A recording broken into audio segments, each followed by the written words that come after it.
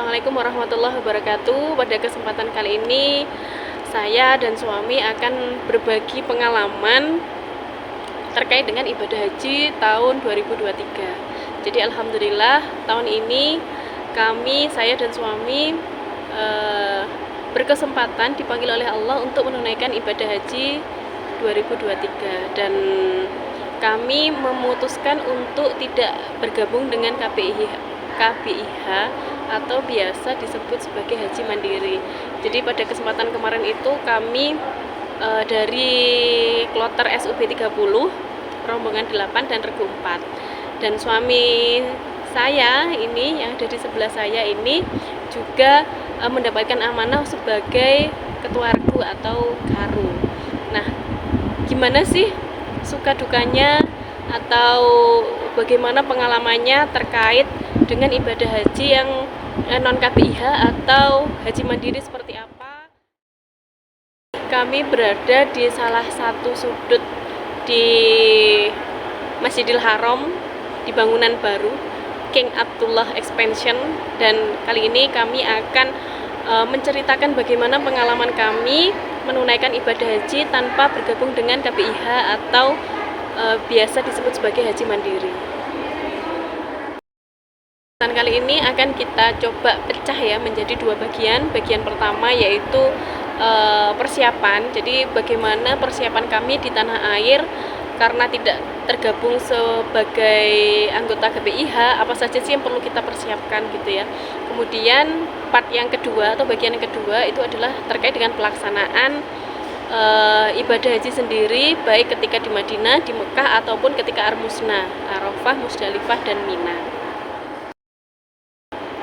Baik, untuk tahap persiapan yang harus dilakukan ketika kita mau berangkat haji itu yang pertama adalah kita mengikuti instruksi dari Kemenak yang ada di kabupaten maupun di kota. Nah, biasanya akan ada surat edaran. Jadi surat edaran itu nanti yang ditujukan berdasarkan kecamatan. Jadi jamaah itu dibedakan berdasarkan tiap kecamatan kalau di tempat kami di Kabupaten Kediri. Nah, yang sudah kami lakukan itu tahapan awal itu yang pertama adalah oleh puskesmas terkait masalah kesehatan, baik tes kesehatan maupun tes kesehatan. Jadi tes kesehatan itu biasanya di lab, jadi dicek darah di lab, kemudian itu nanti ada tes fisik. Ketika itu semua lolos, nanti akan dapat semacam surat keterangan. Nanti surat keterangan dan hasil dari tes tadi, tes kebugaran tadi itu biasanya akan muncul di aplikasi. Ada namanya aplikasi itu Telejamaah. Nah, di sana itu nanti akan ada informasi, jadi berdasarkan tes kebugaran maupun dari tes kesehatan. Itu tahap awal. Kemudian untuk yang selanjutnya nanti akan ada surat panggilan untuk pembuatan paspor. Nah, ini yang mulai ada bedanya antara jamaah yang mandiri sama jamaah yang ikut KBIH. Untuk yang jamaah mandiri biasanya itu semua proses dari awal, mulai pembikinan paspor itu datang ke dinas kantor imigrasi, kemudian proses pembuatan foto biometrik sampai selesai itu biasanya dijalankan sendiri. Cuma ada beberapa KBIH itu yang dikoordinir. Jadi nanti hari apa, jam berapa itu nanti berangkatnya bareng-bareng. Cuma biasanya itu ada biaya tambahan. Pada prinsipnya proses itu adalah proses pembuatan paspor.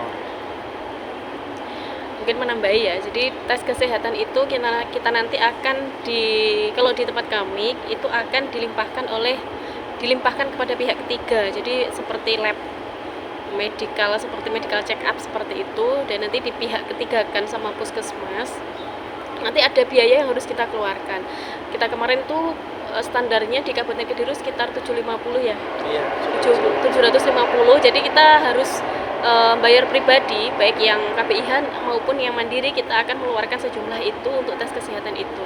Kemudian untuk paspornya nanti kalau kita kemarin itu standarnya itu seluruh Indonesia itu 350, kecuali ada kasus khusus misalkan paspor hilang atau paspor rusak. Bagi yang sudah punya paspor itu biasanya nanti akan ada biaya tambahan. Lah kalau untuk mandiri ketika normal itu sekitar 350, kita juga harus bayar sendiri. Nah, namun biasanya yang kami ketahui di KPIH itu biasanya ada biaya tambahan. Nah, kalau kita non KPIH berarti kita cuma bayar 350 itu. Iya. Terus setelah proses pembuatan paspor, kita menunggu panggilan lagi dari Kemenak Kabupaten maupun kota. Nah, biasanya akan ada panggilan untuk kegiatan manasik haji. Jadi setiap jamaah itu punya hak untuk mendapatkan manasik haji dari Kemenak. Nah, dari Kemenak itu biasanya akan dilimpahkan ke tiap KUA di tiap kecamatan. Jatahnya itu 6 kali dan 1 kali. 6 kali itu ada salah satunya itu adalah praktek. Biasanya prakteknya itu di lapangan. Tapi perlu diingat loh ya, manasik ini akan dilaksanakan ketika kita sudah melakukan pelunasan. Ya loh. Iya. Jadi kalau misalkan kita belum melakukan pelunasan, maka data kita pun juga tidak akan masuk ke KUA di kecamatan kita. Sehingga ketika kita sudah melakukan pelunasan di bank di mana kita daftar dulu, nanti akan ada panggilan untuk melakukan manasik massal pertama. Manasik massal pertama ini nanti dilaksanakan secara serentak di kabupaten atau kota. Setelah manasik massal pertama, nanti baru ada manasik yang lebih detail lagi di tiap KUA. Betul? Iya. Nah, manasik massal yang di tempat kami itu ada 2. Yang pertama itu masih secara global, kemudian manasik di KUA, baru yang manasik yang kedua secara massal itu biasanya itu ketika kita mau berangkat atau biasanya dilepas oleh bupati atau wali kota tempat kita, biasanya seperti itu. Ya. Nah, sebelum manasik massal kedua, jadi manasik massal kedua itu biasanya sudah dibedakan berdasarkan kloternya. Jadi sudah terbentuk jamaah ini masuk kloter berapa, rombongan berapa, itu biasanya sudah terbentuk. Kemudian nanti ditempatkan sesuai manifest yang ada di tiap jamaah. Terus sebelum ada manasik massal kedua itu biasanya ada surat edaran lagi dari Kemenak itu untuk pengambilan koper. Nah, biasanya ini yang membedakan antara jamaah haji mandiri sama yang ikut KPIH itu, kalau yang ikut KPIH biasanya kloter itu diambil koordinir, jadi diambilnya itu di kantor KPIH bersangkutan. Nah, sementara kalau haji mandiri kami kemarin itu ngambilnya di kantor Kemenak Kabupaten. Ya pada prinsipnya sama saja, cuman hanya beda tempatnya untuk pengambilan kopernya. Dapat koper itu koper 2. Kalau 2023 ini kami dapat koper besar 1, koper kecil 1, kemudian ada namanya tuh tas paspor yang diselempangkan itu ada tulisan Indonesia. Nah, untuk koper dan tas paspor ini baik KPIH maupun non KPIH atau mandiri itu sama, jadi tidak ada perbedaan. Jadi sama, hanya saja kalau KPIH biasanya nanti akan ada tambahan atribut yang lain, ada dapat tas lagi, ada dapat seragam, dapat apa, itu yang membedakan. Jadi kalau slayer, terus kadang kopiah, macam-macam lah kalau KPIH, karena kan mereka pun juga membayar sekian gitu ya untuk atributnya itu. Tambahan biaya. Itu yang salah satu perbedaannya. Kemudian perbedaan lagi, mungkin banyak teman-teman yang di luar sana itu bertanya, wah kalau jamaah haji mandiri berarti nanti dibiarkan dong, berarti di sana nggak ada yang bimbing, nggak ada yang apa. Nah, sebenarnya di tahap persiapan pun baik yang KPIH maupun non KPIH itu mendapatkan hak manasik yang ada di KUA masing-masing, Kecamatan. di kabupaten ataupun di tempat KUA masing-masing. Hanya saja yang membedakan kalau jamaah mandiri kita itu mendapatkan jatah manasik itu secara gratis dari masing-masing KUA. Kalau yang jamaah KPIH selain manasik di KUA itu mereka juga akan mendapatkan materi manasik di KPIH masing-masing, dan materinya pun juga tidak jauh berbeda. Kalau kami memilih mandiri karena salah satu pertimbangannya apa kemarin kita memilih mandiri? Jadi untuk saat ini itu terkait masalah informasi. Jadi ketika kita manasik itu sebenarnya terkait yang bersifat ibadah itu banyak bisa kita belajar, baik dari YouTube maupun dari buku panduan. Buku panduan dari Kemenak pun juga kita dapat buku panduan. Nah, di situ sudah lengkap mulai dari doa-doa maupun segala aktivitas tentang rukun haji, wajib haji, dan beberapa hal-hal yang berkaitan dengan kegiatan selama ibadah haji. Runtutannya. Terus apa lagi? Terus selain jadi pada prinsipnya antara jamaah KPIH maupun jamaah haji mandiri terkait masalah manasik haji itu adalah tidak terlalu banyak perbedaan yang signifikan, karena biasanya pemateri yang didatangkan ke manasik haji baik yang KPIH mandiri maupun yang baik yang ikut KPIH maupun yang jamaah haji mandiri itu di tiap KUA itu selama 6 kali itu juga pembicara-pembicara yang hampir sama secara keilmuannya. Nah, yang membedakan kalau yang KPIH itu dia dapatnya itu ada pemantapannya, lebih banyak materi-materi. Sementara kalau yang jamaah mandiri sebenarnya juga bisa belajar dari manapun, bisa dari beberapa buku tadi panduan itu sudah cukup lengkap menurut kami. Terus bisa ditambahkan dengan kita bisa konsultasi dengan guru ngaji ataupun ustadz. Nah, kita bisa konsultasi ataupun kita bisa mendengarkan dari YouTube. Itu insya Allah cukup banyak di sana yang bisa kita dengarkan. Intinya kalau jamaah haji mandiri maka kita tidak boleh istilahnya bergantung dengan orang lain ya. Jadi kita harus punya effort, kita harus punya semangat untuk belajar gitu. Belajar dari mana saja. Karena kita nanti ketika sudah di tanah suci maka kita bertanggung jawab terhadap diri kita sendiri. Nah, ini sesuatu yang kalau menurut kami itu sesuatu yang menantang dan sesuatu yang mengasyikkan. Jadi kita tuh bisa explore lebih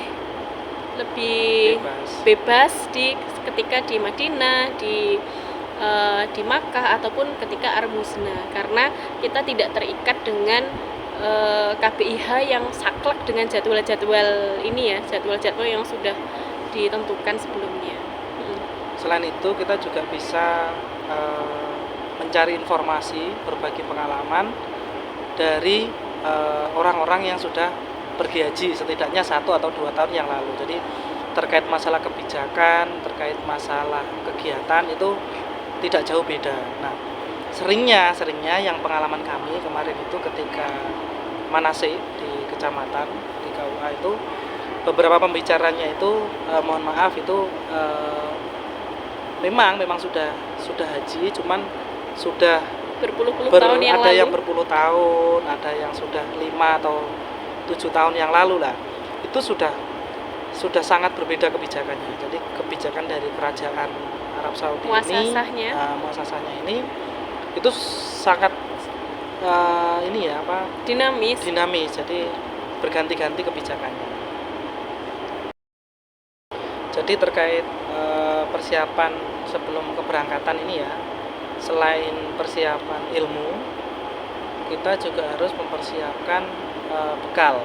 Nah, bekal ini baik berupa uang maupun barang-barang yang sifatnya pribadi, kebutuhan pribadi. Apa saja yang dibawa itu biasanya ada garis besarnya. Jadi dari KUA itu biasanya dari manasik itu ada beberapa gambarannya. Kalau pengalaman kami itu terkait masalah baju ganti, terkait masalah makanan yang bisa kita bawa itu banyak tutorial yang bisa kita simak di sana. Nah, insya Allah akan sangat bermanfaat ketika nanti sudah berada di tanah suci. Untuk baju kami sarankan tidak usah bawa banyak-banyak. Menurut kami 3-4 setel lah, atau maksimal 5 setel itu insya Allah sudah cukup. Sudah termasuk ihram? Belum. Tapi itu sudah cukup. 3 setel itu sudah cukup. Nanti bawa sarung, celana. Karena kalau kita saat di Madinah ya, kemarin kebetulan kami gelombang pertama. Maksudnya gelombang pertama itu kita ke Madinah dulu. Nah, ketika di Madinah itu kita bisa nyuci baju sendiri. Jadi ya, setelah kita pakai, cuci kering pakai. Nah, itu sangat hemat sekali. Jadi nanti kopernya pun kita nggak terlalu berat karena ada batasan berat yang diatur oleh penerbangan. Jadi oleh pihak penerbangan itu ada batasan maksimal dari koper, baik koper besar maupun yang koper kecil. Jadi kalau kita terlalu banyak baju yang kita bawa, nah nanti pulangnya oleh-oleh kita akan sangat terbatas kapasitasnya. Terbatas. Jadi itu terkait masalah persiapan yang jelas, yang pasti, yang harus disiapkan itu yang pertama adalah baju ganti, obat-obat pribadi, kemudian makanan. Nah, untuk makanan ini yang umum biasa jamaah haji asal Indonesia bawa itu adalah biasanya itu mie instan karena memang gampang ya. Kemudian sambal itu ya, sambal instan, kecap, yang saset sebaiknya yang dibawa ya. Saset. Saus. Nah, terkait masalah selain itu juga mungkin nanti alat-alat ini ya kayak semacam obat pribadi itu juga termasuknya nanti seperti pelembab, karena ketika kita di Madinah itu selain cuaca panas, kelembapannya itu tinggi. Jadi kulit itu akan kering, kelembapannya rendah. Jadi kulit itu akan kering sekali. Nah, resikonya itu biasanya kalau kakinya kering, nggak dikasih pelembab beberapa hari, itu biasanya akan pecah-pecah. Nah, kalau pecah-pecah, kalau sudah parah itu nanti akan bisa sampai berdarah. Kalau sudah berdarah itu perih buat jalan, nanti sakit. Nah, padahal ibadah haji itu adalah ibadah fisik. Kemana-mana kita seringnya jalan kaki, ke masjid, kemudian nanti kegiatan saat di Mekah itu pun nanti full dengan kegiatan yang melibatkan fisik, jalan kaki. Jadi sebisa mungkin bekal seperti pelembab, mungkin semacam vaselin itu nanti ketika sunscreen jangan lupa juga. Sunscreen. Nah, itu sunscreen, pelembab, lip balm untuk bibir karena ya. sangat rawan untuk bibir pecah-pecah. Kemudian deodoran itu karena kita bersinggungan dengan orang banyak ya, biar nanti nyaman saat beribadah, kemudian kita sendiri juga nyaman, itu deodoran. Alat mandi pribadi itu karena biasanya ada hotel itu yang ngasihnya itu ya terbatas, sabun sama sampo itu terbatas. Yaitu ya. Jadi persiapannya selain persiapan ilmu, persiapan bekal baik berupa barang maupun uang, yang tidak kalah penting satu lagi yaitu adalah persiapan fisik. Jadi diusahakan sebisa mungkin 2 atau 3 bulan sebelum keberangkatan kita sudah latihan untuk berjalan atau mungkin berlari-lari kecil, jogging. Nah, itu nanti insya Allah sangat bermanfaat ketika kita nanti sudah berada di tanah suci, karena kegiatannya itu sangat full. Jadi selain kegiatan full, tubuh kita harus beradaptasi dengan cuaca di Arab Saudi ini. Kalau mulai jam 9 jam 10 itu sudah mulai sangat panas, sudah teriknya sangat terik sekali. Kalau mungkin suhu itu sudah di atas 35 derajat apalagi kalau sore, duhur, pada duhur, apalagi asar itu biasanya sampai 40, 42, 43. Bahkan kalau misalkan pas cuaca panas itu bisa sampai 45 derajat kalau pas musim haji di tahun 2023 ini. Jadi memang sangat dibutuhkan biar tidak kaget tubuhnya.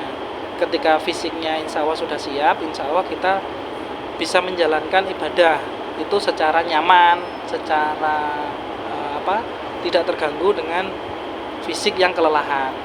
Apalagi biasanya kalau setelah terbang selama 10 jam, biasanya kan 10 jam ya penerbangan dari Indonesia ke Arab Saudi, rata-rata sekitar 10 jam, itu nanti biasanya langsung, kalau yang gelombang pertama itu langsung ke Arba'in, sholat di Masjid Nabawi selama 40 waktu. Nah, itu dari hotel ke masjid itu jalan kaki. Kebetulan kami kemarin dari hotel ke Masjid Nabawi itu sekitar 300-an meter. Tapi 300 meter itu kalau kita nggak baru sampai gate, belum, nanti kita nyari ke tempat sholatnya. Itu juga bisa 100 sampai 300 meter. Karena kita harus nyari tempat, biasanya sudah penuh. Selain itu juga faktor cuaca yang panas. Kalau mungkin 300 meternya di Indonesia, 300 atau 500 meter nggak terasa. Tapi kalau cuaca panas yang mungkin tubuhnya belum terbiasa, nah itu pasti akan sangat berefek. Capek itu nanti. Pegel. Nanti kram, itu biasanya seperti itu untuk yang awal.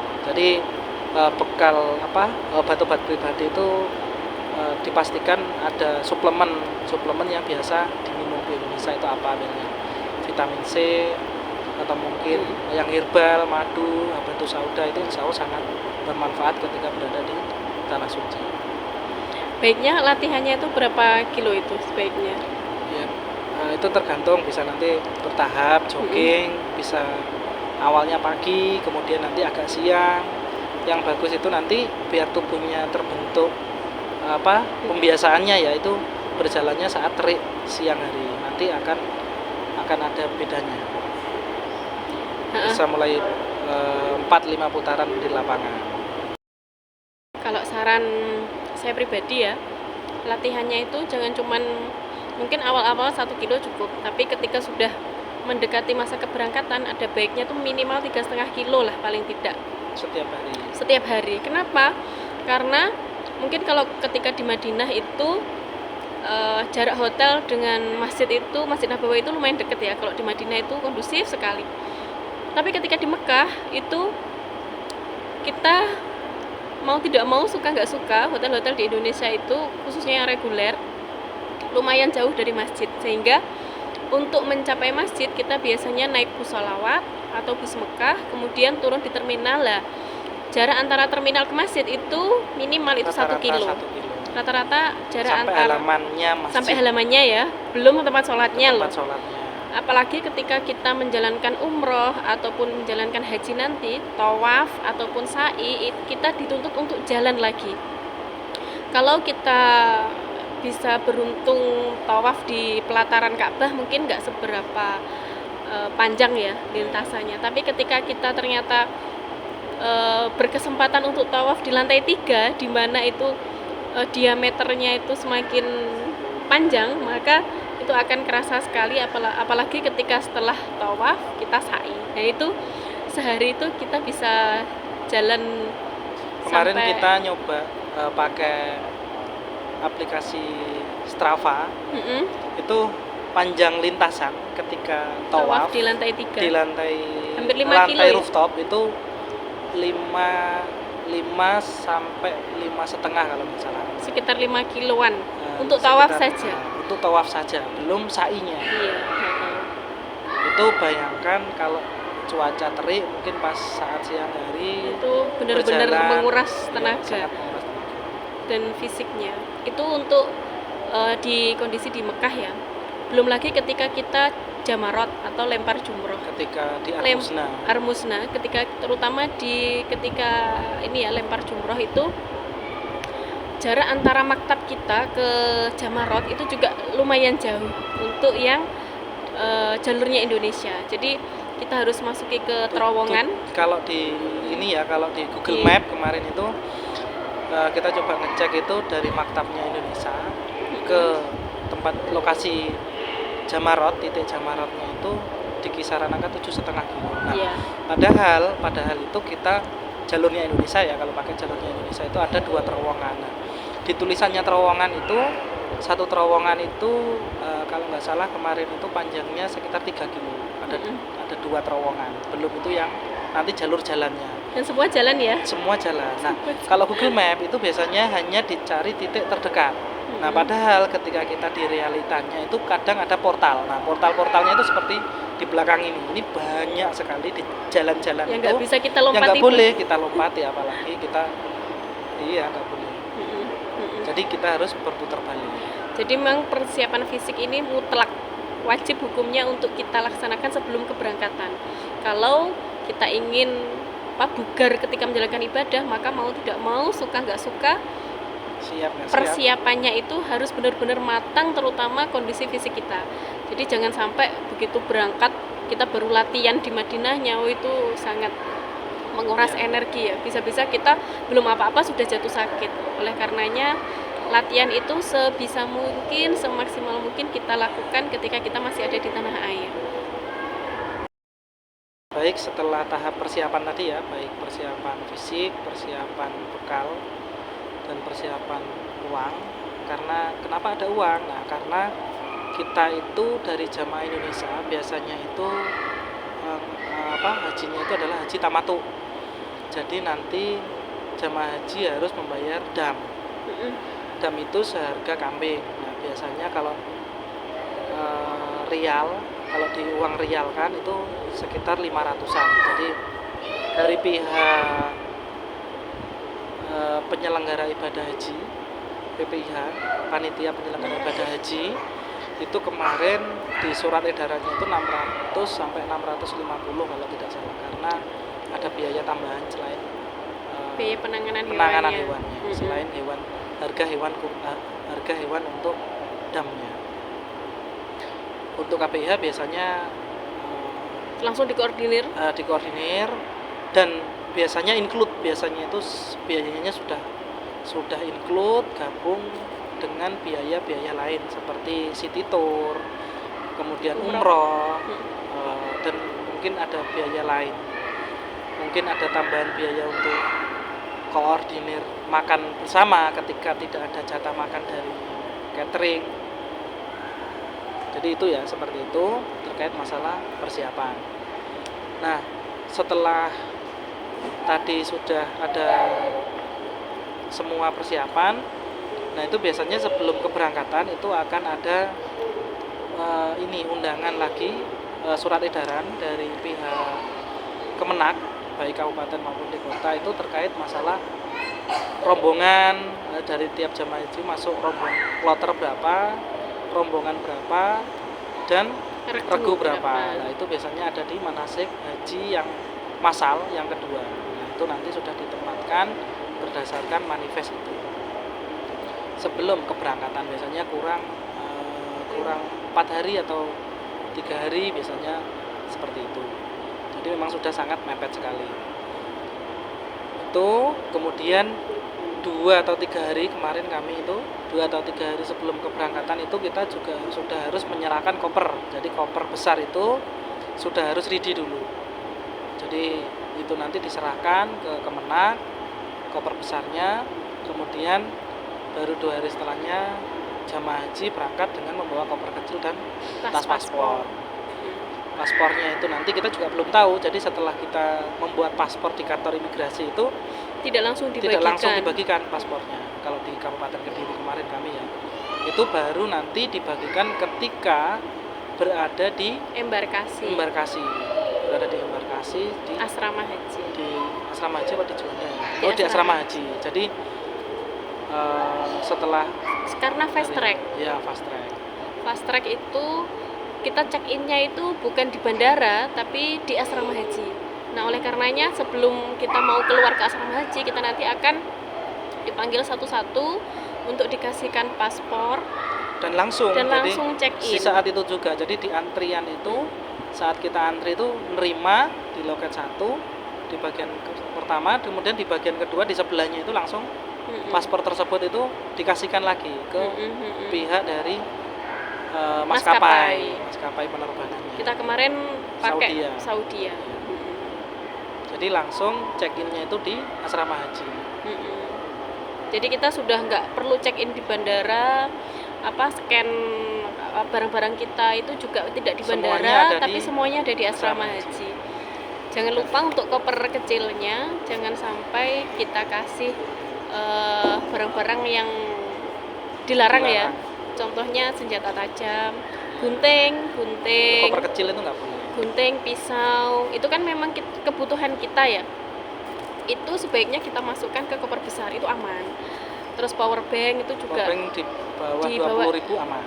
Ditaruh di tas paspor. Untuk barang-barang yang tajam, senjata tajam itu harus masuk koper besar. Karena ketika masuk koper kecil itu nanti pasti akan kita tinggal di asrama haji dan harus sudah kita ikhlaskan. Nggak lolos ya. Nggak lolos. Korek api itu juga nggak. Terus? Iya. Sampai nanti kita menunggu jadwal keberangkatan. Nah, biasanya jadwal keberangkatan itu berdasarkan kloter dan berdasarkan berdasarkan kloter. Kemudian nanti ada bis berdasarkan rombongan. Jadi nanti jamnya berapa itu jam berapa hari apa itu sudah ditentukan. Jadi nanti kita datangnya pas saat jam tersebut. Pasti ada yang bertanya, apakah ketika di asrama haji itu antara jamaah haji reguler, antara jamaah haji yang KPIH ataupun yang mandiri itu campur jadi satu? Jadi gini, biasanya kalau kebetulan kemarin itu biasanya kalau di kabupaten kami itu jamaah haji yang KPIH itu biasanya dijadikan dalam satu rombongan, misalkan ada 5 rombongan, ya berarti 5 rombongan itu isinya adalah jamaah dari KPIH. Tapi tidak menutup kemungkinan itu karena ada kelebihan. Jadi mungkin kalau satu rombongan itu kan isinya 45 orang ya. Satu rombongan 45 orang, ada satu ketua rombongan. Satu kloter itu isinya 10 rombongan. Nah, dalam satu rombongan ada yang berisi satu rombongan itu ada 4 regu. Satu regu itu isinya 11. 11? Iya, 11 orang. Jadi kalau misalkan dari satu KPIH itu jumlahnya misalkan melebihi dari rombongan, misalkan 5 rombongan lebih tidak penuh, nah itu biasanya kita akan digabungkan dengan KPIH lain atau digabungkan dengan yang jamaah haji mandiri. Kebetulan kemarin kami selain ada jamaah mandiri di regu kami di rombongan 8 regu 4 itu juga ada dari KPIH. Ada KPIH lain. Nah, kebetulan itu karena memang tidak bisa memenuhi satu rombongan. Jadi gitu. Jadi tidak menutup kemungkinan dalam satu regu itu juga berbeda KPIH dan tidak menutup kemungkinan di satu regu itu ada jamaah haji KPIH maupun yang mandiri. Tapi pada prinsipnya ketika nanti kita sudah berada di tanah suci, semua kegiatan ibadah itu ya tergantung dari setiap jamaah itu sendiri. Jadi sifatnya kalau KPIH itu hanya memfasilitasi dan mengakomodir.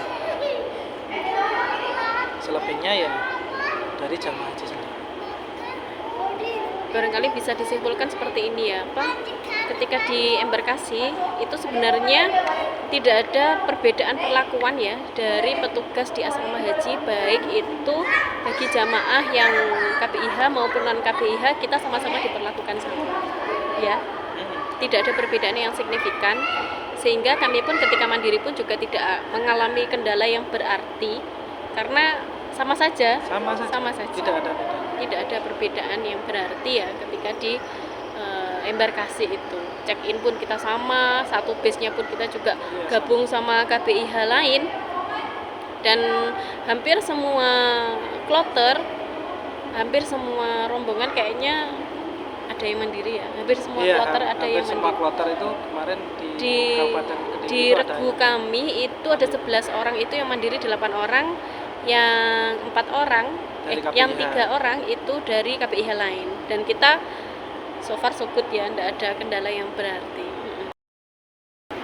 Ketika menjelang keberangkatan itu biasanya ada surat edaran lagi atau mungkin lewat WA. Jadi biasanya dari Kemenang itu membuat grup khusus WA bagi para jamaah yang akan berangkat. Nah, di situ akan ada jadwal keberangkatan, jamnya jam berapa, kemudian nanti harinya hari apa. Nah, itu harus sesuai nanti. Kemudian kita berangkat sambil membawa koper kecil dan tas paspor. Ketika berada di kemarin kami berangkatnya itu dari pendopo kabupaten ya, dari kabupaten, semua jamaah itu nanti masuk bis berdasarkan tiap rombongan dari kabupaten, kemudian berangkat lanjut ke asrama haji di Sukolilo, Surabaya. Nah, itu biasanya iring-iringan dikawal oleh patroli dari polisi. Lewat ya cukup cepat sekali ya kemarin karena dikawal.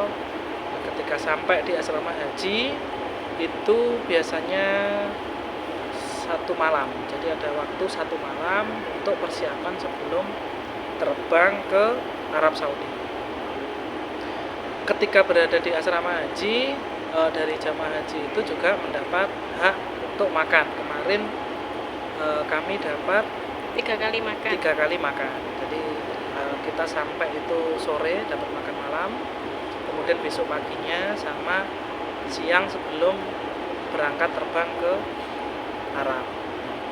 Kemudian ketika berada di asrama haji biasanya akan ada sosialisasi tambahan. Nah, kemarin itu sosialisasinya itu dikhususkan kepada ketua rombongan dan ketua regu. Jadi kalau disimpulkan dari tugas pokoknya dari ketua regu ataupun ketua rombongan itu biasanya sebagai kepanjangan tangan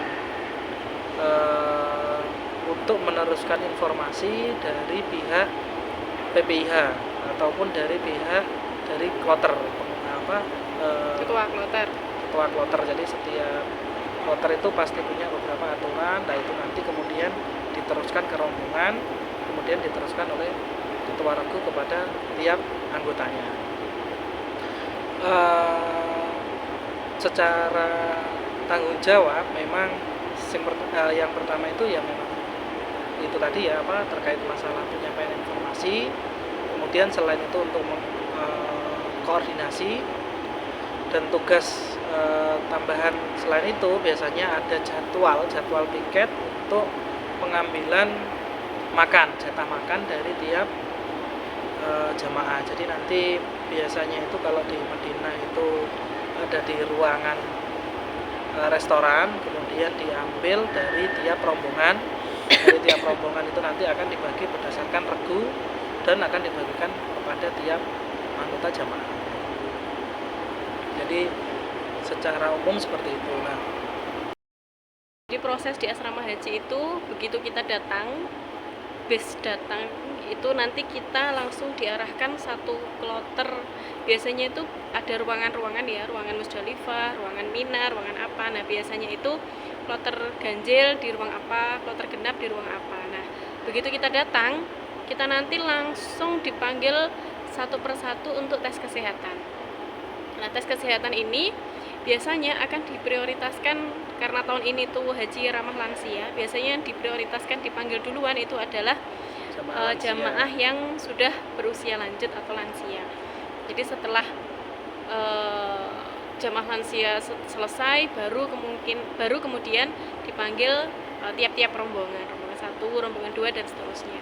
Setelah kita tes kesehatan, nanti untuk WUS wanita usia subur nanti juga akan ada tes urin. Tes urin ini memastikan bahwa kita tidak dalam kondisi hamil. Ketika kita ketahuan hamil, maka biasanya kita akan dipulangkan lagi ke daerah kita karena tidak boleh melakukan penerbangan untuk wanita hamil.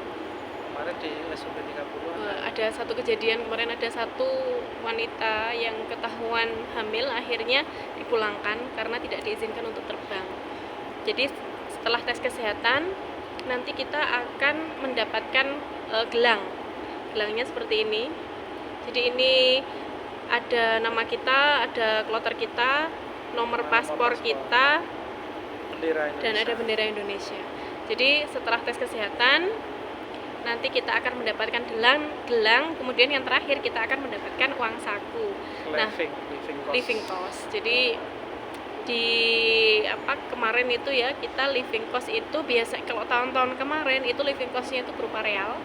Kalau khusus tahun ini itu kita mendapatkan uang berupa rupiah karena kita cinta rupiah katanya.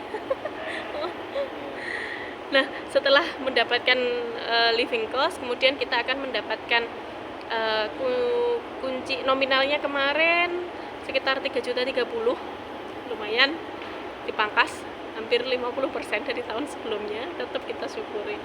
Kemudian kita akan mendapatkan kunci kamar ya. Iya, kunci kamar. Jadi nanti untuk tinggal selama 1 malam 24 jam di asrama haji, kita nanti akan berbaur dengan jamaah-jamaah haji yang lain. Jadi mandiri maupun non KPIH posisinya sama, nggak ada perbedaan yang signifikan. Kemudian kegiatan harian ya kita makan, sholat, dan seterusnya sampai kita tunggu besoknya untuk jadwal keberangkatan pesawat kita. Kemarin juga ada ini ya, dapat tambahan alkes, alat-alat kesehatan APD, ada masker, ada oralin, kemudian botol semprot itu ini apa? Sangat bermanfaat. Counterpain apa namanya ya, itu? Semacam itulah. Ya. Kemudian dapat juga itu kantong urin, dapat kantong urin. Ya seperti itu dari itu petugas kesehatan. Sudah. Kemudian besoknya itu kita ya seperti yang kami sampaikan di awal tadi, besoknya baru kemudian kita persiapan untuk terbang dan melakukan check-in tidak di bandara tapi fast track. Jadi kita langsung check-in lewat embarkasi, kemudian kita naik bus sesuai dengan rombongan kita, langsung menuju ke bandara. Dan di bandara itu sudah langsung masuk ke area pesawatnya. Jadi nggak perlu check-in di terminal seperti bandara itu, tidak, kita langsung terminal internasional enggak, tapi kita langsung masuk ke dalam area pesawat itu dan langsung digiring untuk masuk ke pesawat. Jadi sepertinya nah itu. Terus kemarin kita alhamdulillah kesempatan menikmati pesawat Saudi dengan kapasitas 450. Nah ini pesawat terbesar yang pernah kami naiki karena ada lantai 2-nya, jadi masya Allah luar biasa. Sekian video sharing kami pada kesempatan kali ini terkait dengan persiapan apa saja kita sebelum keberangkatan ibadah haji, terutama untuk jamaah haji mandiri. Insya Allah di lain kesempatan kita akan sharing terkait dengan pelaksanaan ketika di Tanah Suci, baik itu di Madinah, di Armuzna, Arafah, Musdalifah, dan Mina, juga ketika di Makkah. Nanti saksikan video kami selanjutnya. Terima kasih. Assalamualaikum warahmatullahi wabarakatuh.